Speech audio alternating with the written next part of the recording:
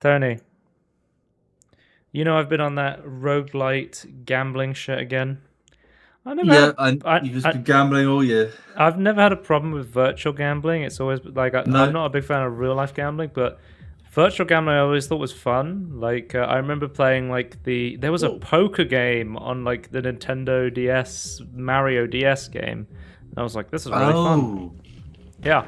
Yeah, I just feel like isn't the whole point of games like to be fun? That's why you want to keep spending money. Like my problem is the incentive structure, not like the actual Like as long as the fun game has part. no like outside monetization, Oh like my real god. world stuff, I think it's fine, right? Like, because the idea of gambling Yeah, is just to create like stuff that just stimulates your brain. It's like, it's the idea of like an I think. ethical Skinner box game. Yeah, I think this is like if there's a game like from a story point of view, is, like encouraging you to gamble, maybe. But like, even then, like, wouldn't most people reject that and go, "No, you're full of shit." Like, I don't know. Yeah, I don't think that's a Oh, problem. Baloney's getting in the contract. So Tony, um, you've heard of poker roguelites. Have you heard of Yeah. Russian roulette roguelites? No. How does This that is work? this is Buckshot Roulette. So you basically take it. You have blanks and live shotgun shells, and you take it in turns, whether you want to shoot yourself or shoot the dealer. Right. Um, Okay. and the strategy comes from doing like the statistics. So if there's two blanks, I bet it's better to shoot myself, right? Of course, unless I shoot myself, you get a certain amount of lives. They have like a defib ready to bring you back if you accidentally shoot yourself in the head. If only they had that for Okay. Kurt, you know. Um, If only. so he's taking the 50-50. So the thing, so if you shoot yourself and it's a blank, you get to go again. Why would he shoot himself again? Wait, what? Oh, because there was one live, right? Okay, that makes sense. So there's 3 live, 2 blank. So his best odds are to shoot me because there's more live than blanks. So I should shoot Okay. him here because I have the best odds to get. So if you shoot yourself with a blank, um, you get to if you get to go again, and if you shoot a live, then your turn's over. So now it's a 50-50. It's sort of like counting cards, but counting bullets. Yeah. Um, More of a more extreme the more end point, extreme I guess. version. Yeah. I just constantly forget how many live because there's never like a thing you can click on that goes, oh, there's this many live left and there's this many blank left, and I just always forget how many are left. I'm just like, oh shit, wait, I shot him and he. I think there's a live left. But the really interesting part comes into it is once you get past the initial stage, you start to get items, and that's when the game starts to like really pick up. Um, So you can manipulate the chances outside of the yes, game in a sense. and all Much the like a items. good gambling game. And all of the items are like weird, ridiculous things. They're not like, oh, here's the power up. It's like, here's the pack of cigarettes. Here's the beer can. Here's the here's Okay, the that's cell cool. phone where somebody calls you from the future and tells you that the fourth round will be live or blank or something like that. Like it's all thematic, but it's all fucking Yeah. strange. I really love this game. It's a Yeah, super the look of it is short game. interesting. So Oh, I is heard, it? Okay. yeah. So I heard about this game at the start of this year. So the magnifying glass, you smash it and it'll show you what the current round is inside the shotgun. So that's a blank. So I can shoot myself. Cigarettes let you heal 1. Handcuffs make it so that you basically get 2 turns in a row. You stop your opponent taking a turn. And then Right. the knife there, that saws off the shotgun. So if it's alive, it'll deal 2 damage instead of 1. Oh, okay. Yeah, so there's a lot of like tactics to when you want to use some of your items,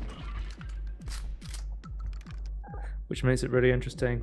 So it's sort of like a roguelite. As soon as you run out of lives, you basically wake up in the bathroom again, and then you have to go through that club where they're playing the music like do, do, do, do, do. I love the atmosphere. You can constantly hear you're just in some like shady club. It's like, wait, what? It just said Oh, God signed a contract there. wait, what? That wasn't for you. Yeah, so every time you run out of bullets, that's a new round starts. There's a new amount of blanks and lives that go in, and you get a set of 2 new items.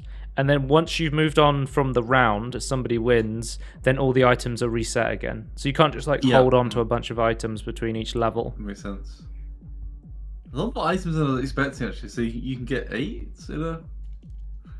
Yeah, you can get even more, I think. In the there's another game mode you unlock after you complete the initial game mode, which has even more items and slots. Like one of the reviews on the page is handcuffed the dealer, chugged a beer, smoked a cigarette, shot myself to death in front of him. 10 out of 10. Like, but yeah, I saw this at the start of the year. I was like really intrigued because I was like, this is weird shit. This is right up my alley. And I was like, oh, it's coming to Steam. Let me just wait for the Steam release. And this thing went gangbusters.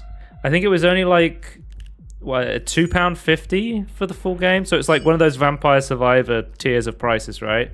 It's like, oh, that's cheap enough that I could just buy it and not really care about whether I need to really get into the game. But yeah, it's really, really, really fun. I'd recommend it to most people because it's quite short. It's really interesting. But it's really cool. Oh, the shotgun magically respawns itself being sawn off after you shoot.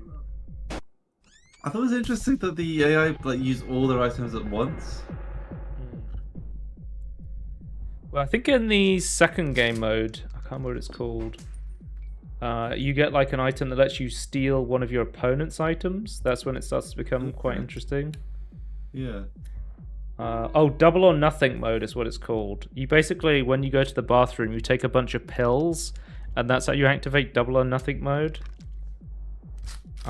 Where it allows you to go to an infinite mode, where if you beat the boss, you can basically replay again. And then if you win, you double your money, and then if you lose everything. So it's like a double or nothing mode to try and get a high score. Yeah. Let's see if I can get to like the new items mode. Did I die here or did I kill him? Don't worry, I won't shoot myself in the head. You're lucky it left you with a charge. Get up, baloney, the night is young. Do. I just want to go down that dance floor and have a dance. Yeah. Yeah, jump down. Why do you kick the door open as well? You always kick the door open. Hey, I'm just going to skip ahead a bit. Oh yeah, so this is what happens when you win. You get, so in the final round, I'll see if I can find the animation. Because it's pretty cool. It's like... So I'm just skipping ahead. He's like, no more chances. This is the final round. And he like... Because you've been getting defibbed. He cuts the wires. So you can't like get defibbed anymore. I see you in here, bitch. And then you basically... The way the game ends is you open like a case of money. And that's like your high score based on what you did. Just leave the car, okay. So the amount of beer you drank gives you score. The amount of cigarettes you smoked gives you more score, Oh, okay, so the more rounds you jerked gives you... Okay, interesting.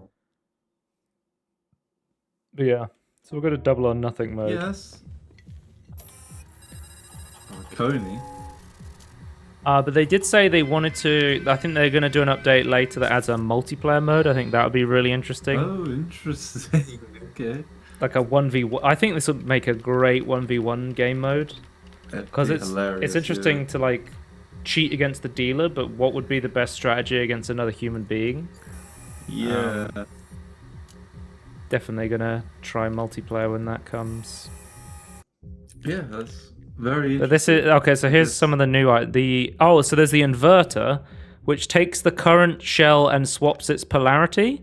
So if you use a magnifying glass and you know it's a blank, you could turn a blank into a live. Or if you know there's only lives left, you could turn the live into a blank.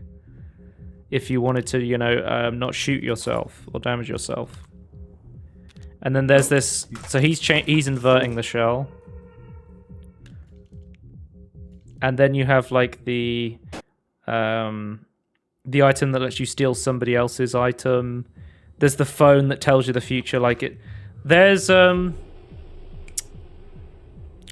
item. It's like, I think it's like medicine. It's like, instead of just being like a straight up heal, it basically has a 50% chance to kill you or heal you for double health. So there's a lot of like, in the double or nothing mode, there is a lot of like interesting options. My name's Jeff. I tried to enter God into it because I saw the God contract and it was like, I think I got an achievement. It was like, sorry, that name's already taken. Oh, there's that's what is expired medicine. So it's got a 50% chance to work.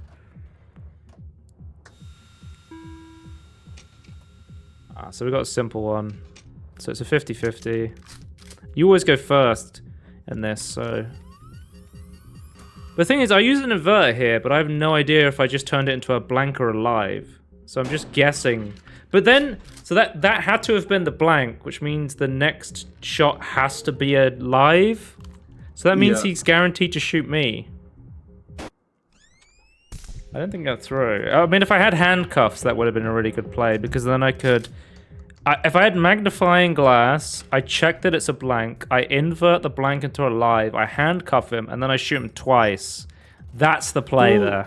I'm just thinking, if you compared to if you didn't do that, you'd been guaranteed, like, you'd be one down. At least this way was even. Well, the thing is, I could have turned a live into a blank, and then we'd have a double blank. But that's not what was there. The fact that it was a blank. If you just didn't use it. Don't worry, Tony. The fourth shell will be a live round. I know that now. Destroy the phone. You just get a message from the future. But anyway, that is Buckshot Roulette. Yeah, it's really cool. It's a really cool, stylized game. Really, really fun. It's super cheap. It's like £2, and it'll give you a couple of hours of entertainment. And there's an infinite mode and a multiplayer mode coming, so I'd highly recommend it to most people. Let's move on to another. So there was a roguelike. They did a roguelike deck builder fest on Steam this year, because we were saying there's a billion different fests they have on like sales events where they're like, oh, it's the open world survival fest, it's the games with magicians in them fest, and I'm like, there's 500 of these. Robots and dinosaurs, whatever. They all kind of get drowned out if you have too many, I feel like. Yeah. But I was actually pleasantly surprised to see that there was one that hit my niche, which was roguelike deck builders, which I fucking love. Roguelike deck builders, it's one of my favorite genres. And one of the games that I was interested to play was Friends vs. Friend, which was a game that came out last year and it was on sale. It's essentially it's like a deck builder game, but the deck you build is like, it's a 1v1 FPS game, and then you have a deck of cards and you randomly draw from them, and they give you bonuses and defects for your opponent. So here I spawned in a sniper rifle, and then I'm gonna shoot my opponent when I see him. He turned into a plank of wood like in Naruto. Throwing down a Molotov. Oh, okay. Need to use my medkit. It's cool ones. You remember Big Head mode from like Ratchet and Clank and stuff? Bubblehead, yeah. Yeah, so you can make your opponent's head really big, which is really important because your opponent takes more headshot damage, yeah. Yeah, it's kind of cool to actually use that as an offensive ability. Oh, there's pixelization, which I hate because I can't fucking see anything. Oh, what do you mean? It's just a 480p screen.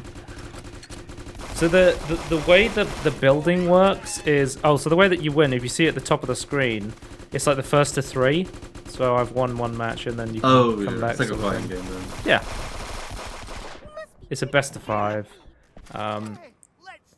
And if you hold any cards from the previous round, you get to keep them for the next round. So sometimes, like, I'd say when I started the game, I was just like, okay, first round I'm going to use every single card all at once. But actually, one of the best strategies is to try and win with using the least amount of cards as possible, because you only draw a certain amount of cards every round. So you kind of want to... You want to be efficient. It's a little bit like Gwent, where you kind of like, okay, I'm strong enough to win this round. I'm going to like pass, because I don't want to waste any more cards for the next round where I need to win again. Yeah. Oh, there's a couple of cards that just like completely change the map. This one's called Nuke. What the hell? Okay. Yeah. And the character you pick, I thought it was cosmetic when I first started playing. Every character you pick has their own unique ability. So, Moose I was playing a lot because I thought it looked cool. But I actually started playing him a lot afterwards because his innate ability is he can double jump, which is really useful. There's a card that can make you double jump, but just having it as a base ability is really useful. Because it essentially means you can always get high ground, which getting high ground in an FPS is really important. There is a lot of counter cards, so there is a card you can put into your deck that will be like, oh, you can't jump. So if you're playing Moose, you're really weak to that card, for example. And the way it works is the way you build your deck is you get these card packs which you can unlock by earning in-game currency. So they'll just be like, you just fight, you play a match, you'll level up, and they'll give you a bunch of coins to spend on different packs. And there's like general packs which cost less, but will just give you a random set of cards. And then there's golden packs, which I think have a guaranteed rare in them, which has more to them. And then as you level up and get higher level, you'll be able to unlock like daily quests to do. So it'll be like, oh, play poison cards. So it's like, it gives you interesting ways to play your deck. So it's like, oh, I've never really played that many poison cards. Let's just try a poison deck. That's really, I think that modifies the game in such ways that actually makes it more interesting and more fun. I think So there is limitations on your deck. The way it works is every single card has a cost to it, and there's a maximum amount of cost you can have in your deck. So 50 is the max, and then there's a minimum amount of cards you have to put into your deck. So you can't just like say you can't make a really thin deck of just a couple of really powerful cards. You have to put a certain amount. So you have to put 25 cards in. So that's the limitation. But so for example, you might want to go, oh, I'm just going to put a bunch of like sniper rifles and assault rifles and stuff, but these things cost like, the big guns cost like 3 points each, and you only have a max cost of 50, and then you need to put a certain amount of cards into your deck. So if you can't put too many weapons into your deck, because then you won't have enough space left to be able to fill your deck with cheap cards. So you actually, like, the actual deck building component in this game is really interesting, because you have to think about, well, I want these strong cards, but I also need to put in some weaker cards to offset the deck requirements, which I think is really interesting. One of the cool, like, combos I got completely wrecked by, I think it was in, because there's 1v1, there's 3v3, and there's 2v2 as well now. So there's multiplayer now.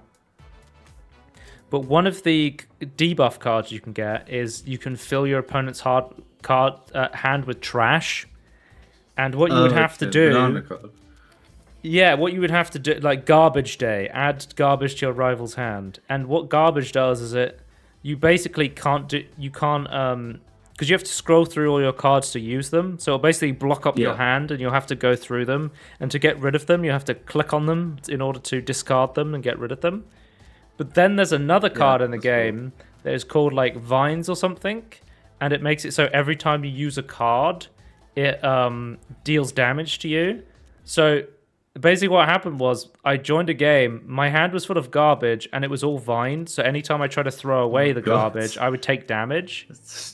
The garbage there's like lots of interesting combos you can do just with the card system in this game, but it's also innately a really cool 1v1 FPS game at the same time.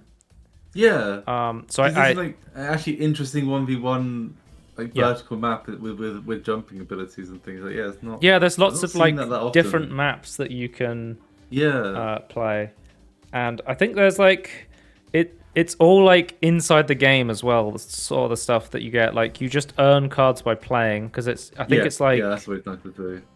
the game costs about £8 on Steam. It's currently on sale for like £4. Like I didn't pay very much for it.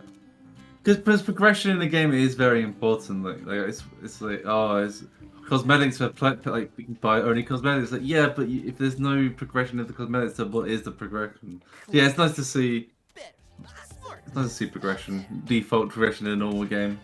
It's a breath of fresh air, but yeah, we've seen more of those recently. Have been successful, so maybe less less breath of fresh air, and more just like wind. So there is like DLC for the game, but what the DLC does is you see I'm walking around all these buildings.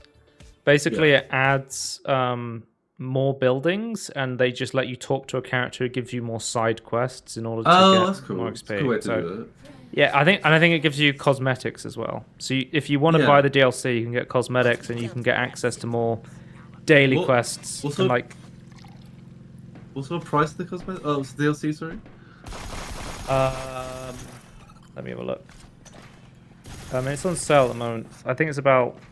It's usually like £7, but it's on sale for like £3. Yeah. Because that's the thing, is like DLC is that normally like you used to have like stuff bundled together with it. It's like, oh, you have like cosmetics, you have new quests, like new areas and things. It's like that makes way more sense than trying to make it into lots of smaller. So what they do is they do the DLC for people who want to get cosmetics and more daily quests. And then what they've been doing is, new characters and new maps, that's free to everyone who owns the game.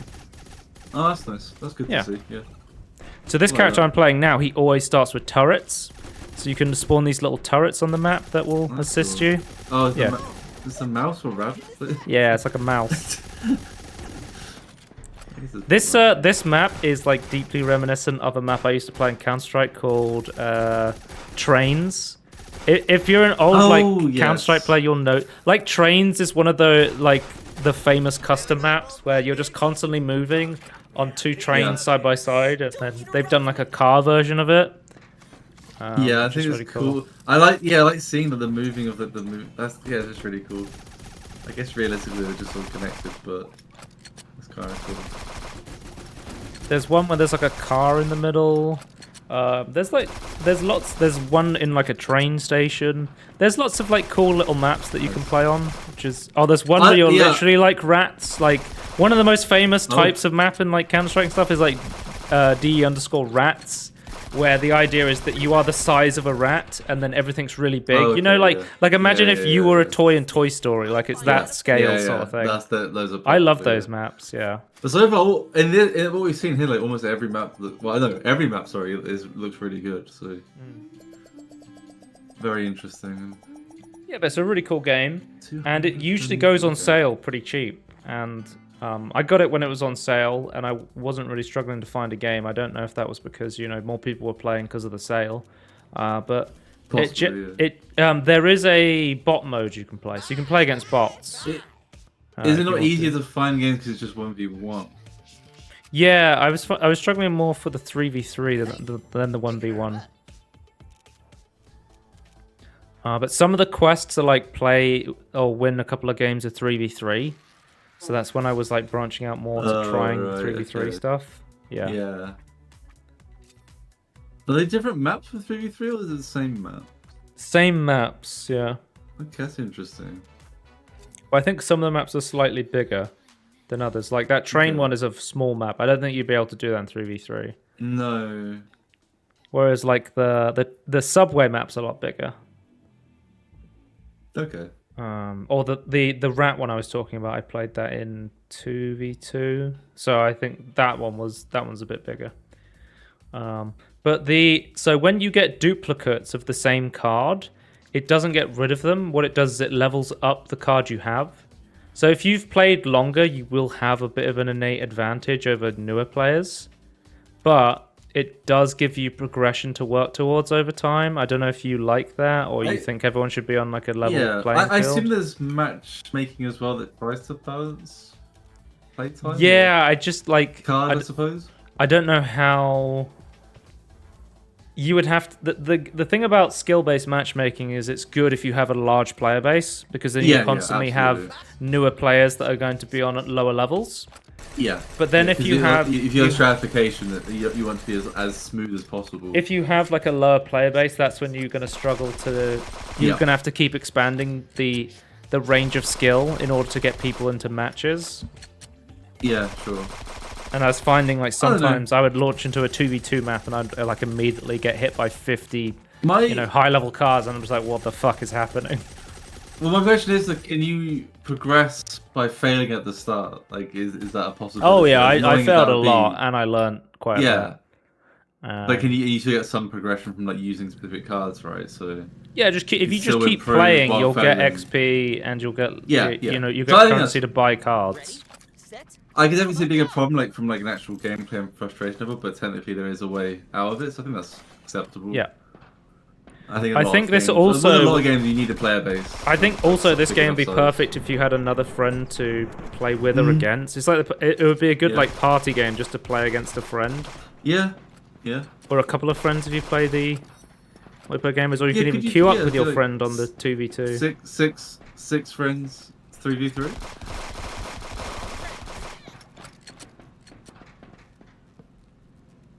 Yeah, because recently, April 29th, they added the 3v3 game mode and the free-for-all game mode as well. Oh! Nice. I'm reading the patch notes as well, Tony. They added Pool Day. The pool map is one of the most like famous custom maps from FPS shooters. Like these guys know multiplayer shooters. They know, yeah. I just remember. I remember playing that on Counter-Strike. It was just. There would be a pool in the middle, a giant diving board where people would snipe off of it. Like, classic. I feel like we're going in circles here. But yeah, I recommend friend versus friend, especially if you have some friends to play with as well. But playing the solo experience, just queuing up against random people online, it was still really fun. So I recommend it. But yeah, we'll move on to the final game. I don't know if you've heard of this game, Tony. It's called Balatro. Oh, I think I might have heard about it. So we did Tangerine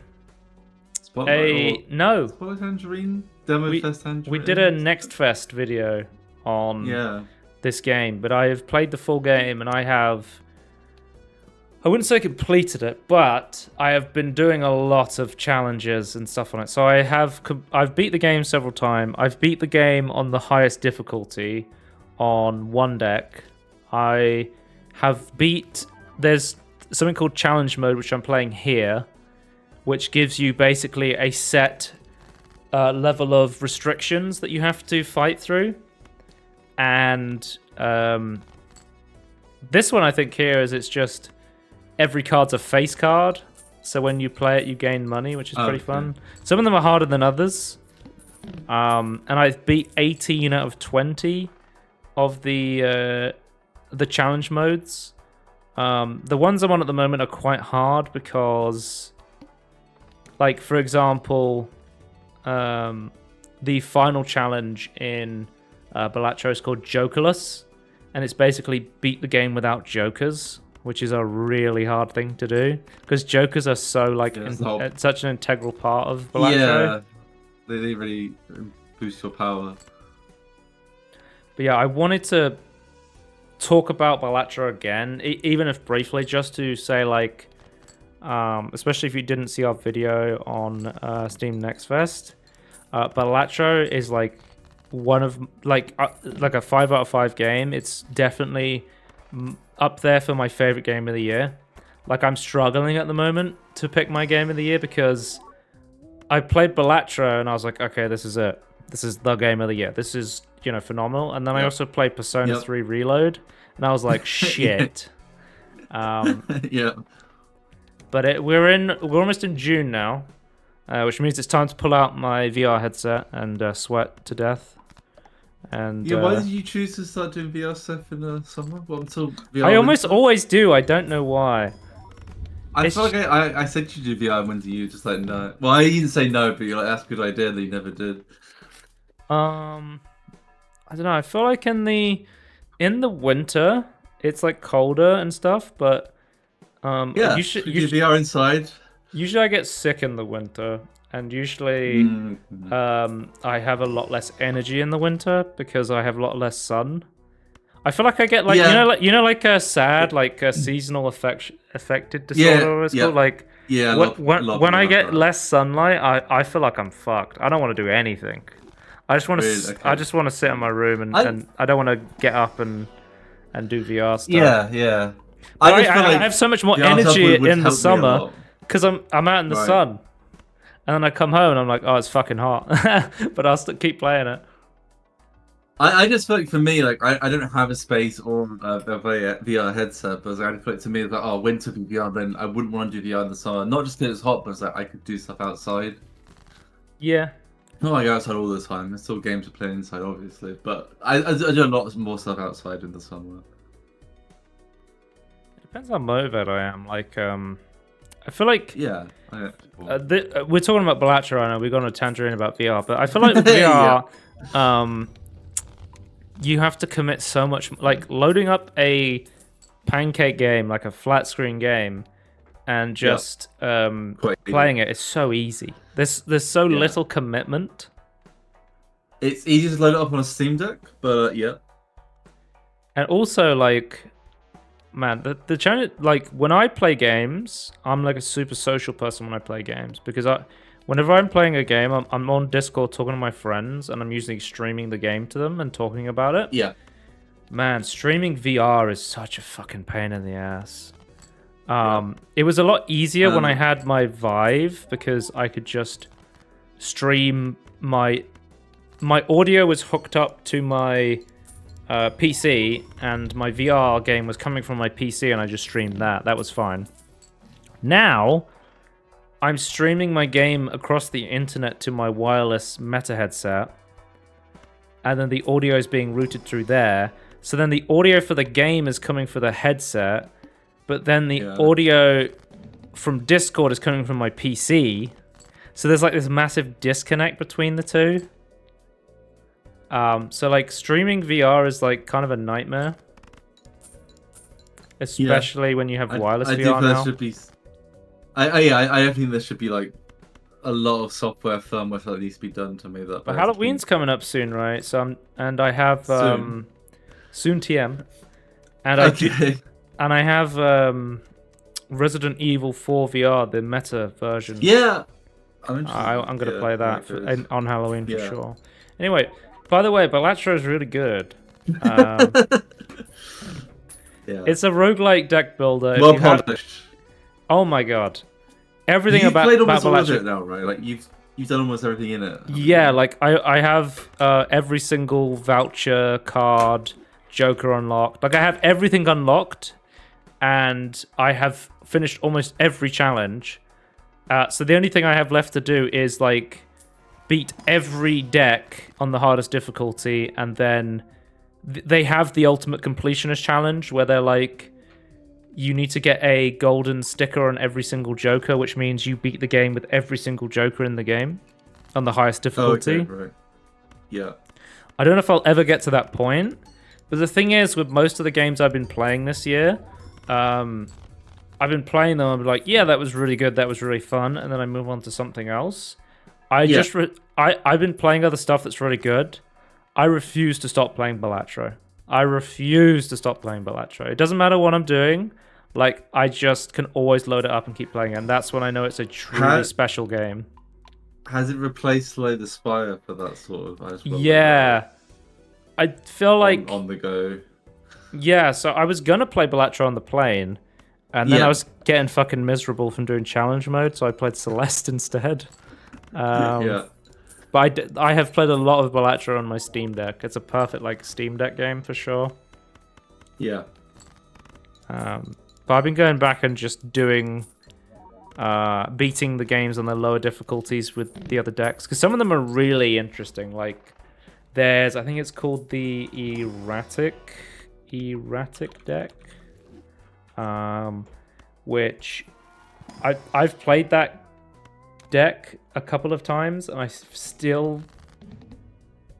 Oh no! Wait, no, the erratic deck is all ranks and suits in the deck are randomized. So you basically start. So you know you start a game of Balatro and you have like ace through to king for every suit. You're the normal. The erratic deck cards, is you could start the game with 10 nines of diamonds or like 2 sevens or 0 sixes. The deck's completely random. But hang on, the one that confuses me the most is the plasma deck. I need to play more plasma deck because that one's like really hard to get your head around. So basically what it does is it balances chips and multiplayer when calculating score for your played hands. And every blind size is 2 times what it is.